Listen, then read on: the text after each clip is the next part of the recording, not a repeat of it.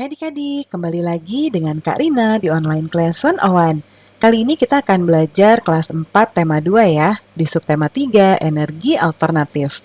Di pembelajaran 6 ini ada pelajaran bahasa Indonesia, PPKN dan PJOK ya, di halaman 131 sampai dengan 136. Nah, adik-adik untuk melihat video pembelajaran lain, adik-adik bisa klik di kolom deskripsi seperti ini. Lalu adik-adik mau lihat kelas berapa, misalnya kelas 3 ya. Diklik ini adalah linknya, nanti akan masuk ke playlist yang ada tema-temanya. Ya, playlist tema 1, tema 2, dan seterusnya. Diklik aja lagi untuk masuk ke video pembelajaran lain ya. Atau di kanan atas ini juga bisa diklik, nanti ada playlist tema ini dan juga video rekomendasi lainnya. Yuk kita mulai adik-adik. Ada Edo ya di sini. Wah, ternyata kentang juga bisa menghasilkan energi listrik ya, kata Edo. Nah, kemudian kita aktifin pennya dulu ya. Nah, kamu telah melakukan percobaan untuk menghasilkan energi alternatif dari berbagai macam buah-buahan. Apakah kamu masih ingat langkah-langkah melakukan percobaan tersebut adik-adik? Nah, kita diskusikan kembali langkah-langkahnya ya. Nah, tahukah kamu bahwa energi listrik juga dapat dihasilkan oleh kentang? Berikut cara kerjanya. Bahan yang dibutuhkan adalah beberapa buah kentang, masing-masing dipotong menjadi 2 bagian sama besar.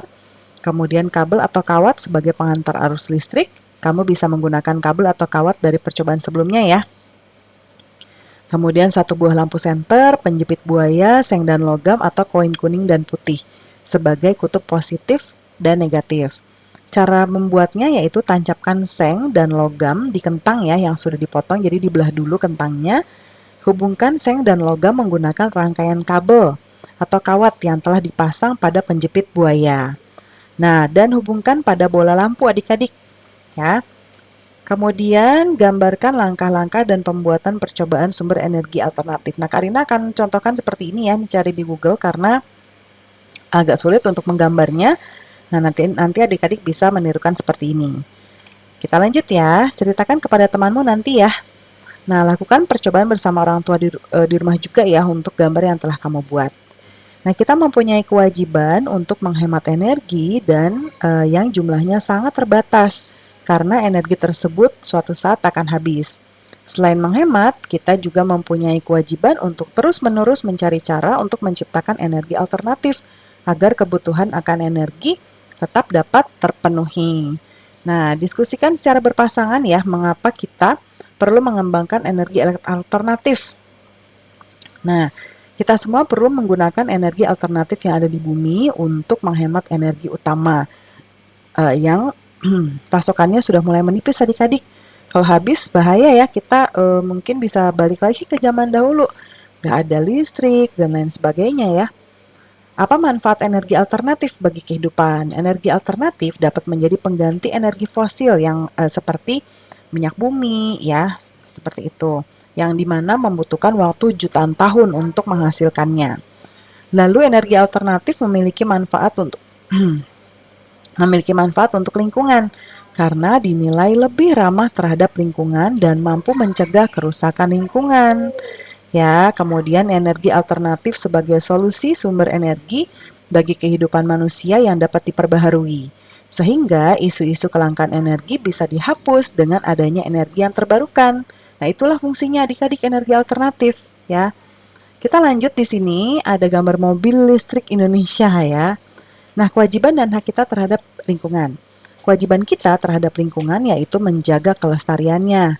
Ya, nah karena kita sudah mengambil manfaat banyak, jadi harus dijaga adik-adik. Ya, kemudian salah satu caranya adalah memanfaatkan energi alternatif yang ramah lingkungan. Misalnya apa? Misalnya menggunakan kendaraan berbahan bakar listrik atau gas, seperti mobil listrik dan mobil tenaga surya. Kemudian, energi alternatif adalah energi yang ramah lingkungan dan tidak pernah habis. Misalnya, energi yang berasal dari air, angin, panas matahari, dan sumber daya alam lain yang dapat diperbaharui. Kita juga berkewajiban membangun apa nih adik-adik? Kita juga berkewajiban membangunan dalam gedung dengan memperhatikan aspek ramah lingkungan. Misalnya membangun gedung yang menggunakan cahaya matahari sebagai penerangan di siang hari. Nah, kemudian karena kan gedung lampunya pasti banyak banget tuh ya adik-adik ya. Nah, setelah memenuhi kewajiban, kita dapat memperoleh hak kita. Misalnya, memperoleh lingkungan yang segar untuk kesehatan dan kenyamanan. Selain itu, kita juga mempunyai hak untuk memperoleh air sehat ya dan bersih yang disediakan oleh alam untuk apa? Untuk minum, mandi, pengairan dan juga pembangkit tenaga listrik. Selain itu, kita juga mempunyai hak untuk memperoleh sumber daya alam untuk memenuhi kebutuhan, misalnya dari tumbuhan dan hewan yang merupakan sumber energi atau tenaga. Nah, sebelum memperoleh hak kita terhadap lingkungan, mari kita laksanakan kewajiban kita terlebih dahulu ya. Nah, sekarang kita diskusikan jawaban untuk pertanyaan berikut. Yang nomor 1, apa saja kewajiban kita terhadap lingkungan? Yaitu menjaga kelestariannya ya adik-adik ya. Ya, menjaga kelestariannya nih ya. Kemudian nih ya, menjaga kelestarian dengan cara memanfaatkan energi alternatif yang ramah lingkungan. Tuliskan 3 contoh sikap ramah lingkungan. Yang pertama, menggunakan kendaraan berbahan bakar listrik atau gas seperti mobil listrik dan mobil tenaga surya. Ya, dengan menggunakan mobil-mobil ini maka menghemat bahan bakar minyak. Lalu membangun gedung dengan menggunakan cahaya matahari sebagai penerangan, ya. Jadi ini juga bisa menghemat energi. Kemudian menggunakan biogas untuk memasak ya, karena biogas juga menghemat bahan bakar minyak. Mengapa penggunaan energi alternatif merupakan salah satu bagian dari tanggung jawab kita adik-adik? Ya, jadi penggunaannya menjadi tanggung jawab kita karena dengan menggunakan energi alternatif berarti kita menyediakan energi untuk generasi kita yang mendatang, anak kita, cucu kita, cicit, dan seterusnya. Ya, nah kalau kita habisin sekarang, nanti anak-anak kita balik lagi ke zaman batu ya, jadi nggak ada listrik, gelap-gelapan ya, kasihan ya. Nah, apabila energi digunakan terus-menerus, maka akan habis. Yang keempat, berikan 3 contoh kebiasaan yang dapat kamu lakukan di rumah untuk menghemat energi. Karina kasih 4. Mengurangi penggunaan kendaraan bermotor. Ya. Nah, kemudian jadi misalnya adik-adik mau beli sesuatu nih ke warung ya, padahal yang nggak terlalu jauh. Jalan cuma 5 menit, jalan kaki aja. Menggunakan transportasi umum. Lalu mematikan televisi bila tidak ditonton, lalu matikan lampu di siang hari. Nah, mengapa sih kita harus melaksanakan kewajiban dulu sebelum mendapatkan hak? Nah, kewajiban dan hak sebetulnya harus dijalankan seimbang. Hak kita baru akan diperoleh kalau kita melaksanakan kewajiban, ya. Lalu berikutnya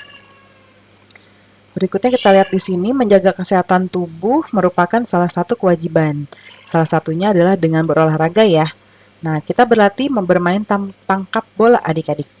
Ya, sebelum bermain kita diskusikan keterampilan apa yang diperlukan, yaitu keterampilan untuk berdiri. Ya, di sebelah kanan jawabannya dengan kuda-kuda menangkap, ketangkasan. Apa nih? Ketangkasan ya adik-adik ya, ketangkasan ini dicoret. Ketangkasan tangan, ketangkasan menangkap, kekuatan tangan, kekuatan otot kaki, dan ketelitian melihat arah bola jatuh. Kemudian sekarang kamu memainkan ya. Nah, mainin dulu, pemanasan dulu ya. Kemudian dari setelah bermain, diskusikan langkah-langkah kamu dalam melakukan permainan. Nah, hal apa yang sudah kamu lakukan dengan baik adik-adik? Nah, ini jawaban adik-adik pasti beda-beda ya, tapi secara umum hal yang seharusnya dilakukan dengan baik yaitu pemanasan dulu, kemudian mengikuti teknik bermain, giat berlatih, dan mengevaluasi permainan yang sudah dilakukan. Lalu hal-hal yang masih belum dapat kamu lakukan apa? Nah, ini juga beda-beda ya. Tapi mungkin nanti dijabarkan aja adik-adik di sini jawabannya. Lalu bagian mana yang adik-adik belum bisa minta dilatih lagi oleh Bapak Ibu guru atau orang tua di rumah juga bisa. Kemudian apa rencanamu agar lebih terampil dalam bermain? Yaitu rutin berlatih, mengajak teman untuk berlatih bersama, mempelajari teknik permainan dengan benar, dan meminta pengajaran kepada orang tua atau guru, dan memperhatikan arahan dari guru olahraga yang mengajarkan. Ya. Nah, pembelajaran kita sudah selesai ya adik-adik. Terima kasih sudah menonton sampai akhir. Mohon dimaafkan apabila ada kesalahan dalam perkataan maupun dalam materi yang diberikan. Sampai jumpa di pembelajaran berikutnya. Dadah!